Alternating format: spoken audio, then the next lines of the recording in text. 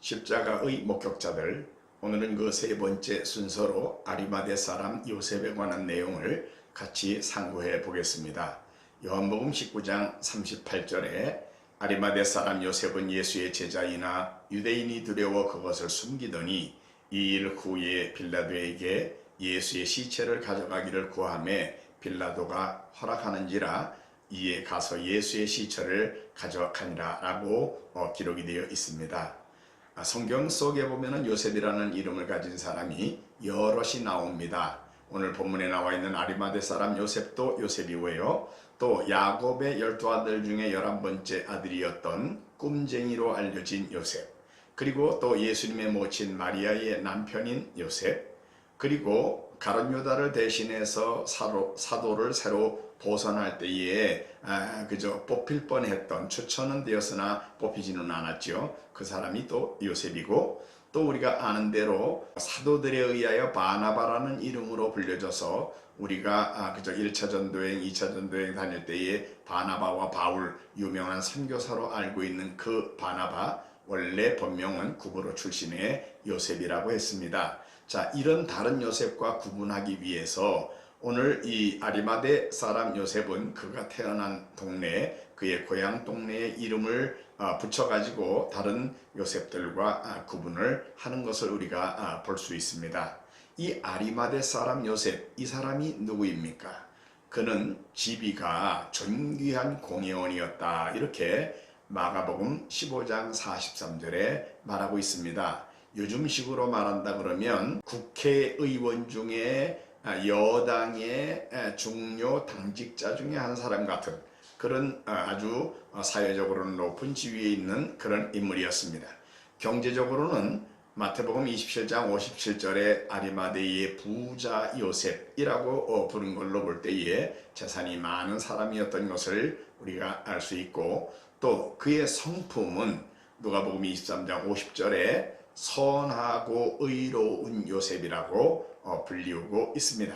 그리고 그 다음 절인 51절에 그는 하나님의 나라를 기다리는 자다, 이렇게 설명을 하고 있습니다. 그렇게 본다 그러면 이 사람은 사회적으로는 지위가 높은 존귀한 공회원입니다. 경제적으로는 부자입니다. 성품은 선하고 의로운 사람입니다. 그러면서 신앙적으로는 하나님의 나라를 기다리는 자였습니다. 그런데 이 사람이 예수님 십자가 이전의 태도와 예수님 십자가 이후의 태도가 달라졌는데요. 예수님 십자가 이전에도 그는 예수님의 제자였습니다. 하지만 자기가 예수님의 제자라는 사실을 남들에게 숨기고 있었습니다. 왜요? 유대인들을 두려워해서 예수님의 제자인 사실을 숨기고 있었다라고 말하고 있습니다. 한마디로 요셉은 선하고 의로운 성품의 사람이요, 신앙심이 깊은 사람이요, 유대인 사회에 가장 높고 존경받는 위치에 있던 사람이고 재산이 많은 유복한 사람이었습니다. 예수님을 믿고 따르는 제자이기는 했지만 그 사실을 이 유대인들에게 드러내는 것은 당시의 유대 종교 지도자들의 살벌한 태도로 볼 때에 자신의 안정된 삶과 자기의 지위를 포기해야 되는 이런 위험이 따르기 때문에 그 사실을 숨기고 있었던 자였다라는 것입니다. 그런데 그가 변했습니다. 언제 변했습니까? 예수님의 십자가 사건 후에 변했습니다. 예수님이 아직 부활하시기 전의 사건입니다. 그러니까 예수님이 돌아가신 후 바로 그가 예수님의 죽음의 어떤 과정 속에서, 십자가의 과정 속에서 뭔가 깨달은 바가 있고 작정한 바가 있어서 변화된 것을 우리가 볼 수 있습니다. 마태복음 27장 58절에 빌라도에게 가서 예수의 시체를 달라 하니 이에 빌라도가 내어주라 분부하였다. 마가복음 15장 43절에도 아리마대 사람 요셉이 와서 당돌이 빌라도에게 들어가 예수의 시체를 달라 하니 이 사람은 존귀한 공회원이요 하나님의 나라를 기다리는 자라 그랬습니다. 한마디로 당돌하게 빌라도에게 가서 예수님의 시체를 달라고 직접 가서 요청을 했습니다. 그가 사회적으로 높은 지위에 있는 인물이었기 때문에 총독의 관저에 자기 자신이 직접 찾아가서 예수님의 시체를 요구할 수 있었던 그런 것을 우리가 볼 수가 있습니다. 자, 총독 빌라도가 그것을 허락하자 자기가 친히 예수님의 무덤에 가서 예수님의 시신을 십자가에서 내려서 가지고 가서 장사를 지냈던 것을 우리가 성경에서 보게 됩니다. 자기 수하의 사람들을 시켜서 자기는 뒤에 숨어놓고 장사를 지내게 그렇게 한 것이 아닙니다. 자신이 직접 골고다에 갔습니다. 예수님의 시신을 직접 내려가지고 드러내놓고 내가 예수님의 그저 추종자다라는 것을 보여주는 그런 행동을 남들이 봐도 문제를 삼지 않겠다라는 태도로 변한 거지요. 그래가지고 시체를 가져다가 이제 장례를 지냈습니다. 그런데 그 장례의 과정도 또 독특합니다. 세마포를 사서 예수님의 시신을 쌌다고 그랬고요. 그 다음에 자기의 무덤, 바위 속에 판 자기 새 무덤에 넣어두었다라고 마태복음 27장 60절에 말하고 있습니다. 바위 속에, 그것도 판 무덤이고 또 자기 무덤이고 새 무덤입니다. 새 무덤이라는 말은 이 무덤은 아직 아무도 장사한 일이 없는 새 무덤이었다는 걸 보여주고요. 또 자기 새 무덤이라고 그랬습니다. 이 무덤은 아리마대 사람 요셉 자신이 죽으면 묻히려고 스스로 자기의 미래를, 자기의 장래를 준비해서 파놓았던 무덤이고, 또 이 무덤은 바위 속에 판 것이라고 그랬습니다. 천연적으로 만들어진 것이 아니라 바위 속에 파가지고 만든 그런 무덤이라고 그랬습니다. 그러니까 얼마나 많은 돈과 노력이 들었겠습니까? 준비하는 데에.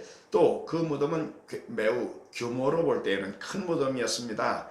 여러 사람이 들어가서 시신이 놓인 자리를 볼 수 있을 정도로 넓은 공간이 그 안에 있는 바위 속에 판 무덤이었고, 또 그 입구를 막았던 돌은 심히 큰 돌이었다, 이렇게 성경은 말하고 있습니다. 그렇게 본다 그러면 자기 자신을 위하여 자기가 죽으면 묻히려고 자기가 많은 돈을 들여가지고 바위를 파서 크게 안도 넓고 입구도 크게 잘 만들어 놓은 그런 무덤에 예수님을 모셨던 것을 우리가 볼 수 있습니다. 이것은 객관적으로 자기 자신의 무덤이라는 것이 남들에게 알려진 무덤이기 때문에 예수님의 시신을 거기에 모셨다는 것은 그 후에 대제사장이나 서기관들이나 종교 지도자들이 이 아리마대 사람 요셉이 예수님 편이구나, 예수님의 추종자구나 라는 것을 객관적으로 알 수 있는 증거를 드러내는 행동이었습니다. 그렇기 때문에 요셉으로서는 자기 자신이 예수님의 추종자라는 것을 더 이상 숨기지 않겠다는 완전한 태도를 분명히 보여주는 그런 내용이라고 할 수 있겠습니다. 그가 이렇게 변한 것이 언제입니까? 예수님의 십자가의 죽음 바로 직후입니다. 예수님이 부활하신 다음이 아닙니다. 아직 예수님은 죽은 상태로 계실 때에 그는 이제 이런 태도를 보이기 시작한 겁니다. 이제까지 유대인들을 두려워해서 예수님의 제자라는 것을 숨기고 있던 사람이 보통 사람 같으면 예수님이 그냥 돌아가셨다 그러면 아이고 내가 그동안 숨기고 있기를 잘했지, 괜히 예수님의 제자라는 거 이미 남들에게 알려줬더라면 내가 참 큰 손해를 볼 뻔했구만 하고 오히려 숨겼던 것을 다행으로 여기지 않겠습니까? 그런데 그의 태도는 그렇지 않았습니다. 예수님의 죽음을 본 다음에 그의 태도는 변했습니다. 그래서 당돌이 자기 자신이 예수님의 제자라는 것을 빌라도에게도 나타냈고, 자기 무덤을 제공함으로 당시 모든 예수님을 대적했던 세력들에게 자기가 예수님 편이다, 예수님의 제자다라는 것을 분명히 나타냈던 것입니다. 누가 죽은 자를 위하여 자기 자신의 세상의 지위와 재산 그리고 안정된 기반을 포기하겠습니까? 심지어 자기의 생명까지도 내주어야 되는 위험을 감수하려고 그랬겠습니까? 하지만 이미 죽으신 예수님이지만 그때 예수님의 죽음을 목격했던 이 아리마대 요셉은 태도가 변한 것입니다. 예수님께서 많은 병자를 고치고 죽은 자를 살리고 수천 명을 이적으로 먹이시던 전성시대에도 예수님을 믿는 제자라는 것을 숨기고 있던 사람이 지금 예수님이 이미 돌아가신 상황에 예수님의 죽음이 정말 무력하게 비참한 인간의 죽음으로 끝난 이 상황에서 오히려 변했다는 것은 예수님의 십자가 사건이 그의 태도를 바꿀 만한 그러한 결정적인 요인이 있었던 사건이었다라는 것을 우리들에게 분명하게 보여준다고 할 수 있겠습니다. 십자가는 요셉의 삶을 주님께 온전히 헌신하게 만든 충분한 사건이었습니다. 십자가의 은혜를 깨달은 자는 더 이상 자신을 위해 살지 않습니다. 주님을 위해 사는 자로 변하는 것입니다. 예수님께서도 이 일을 위하여 죽으셨다라고 고린도후서 5장 15절에 말하고 있습니다.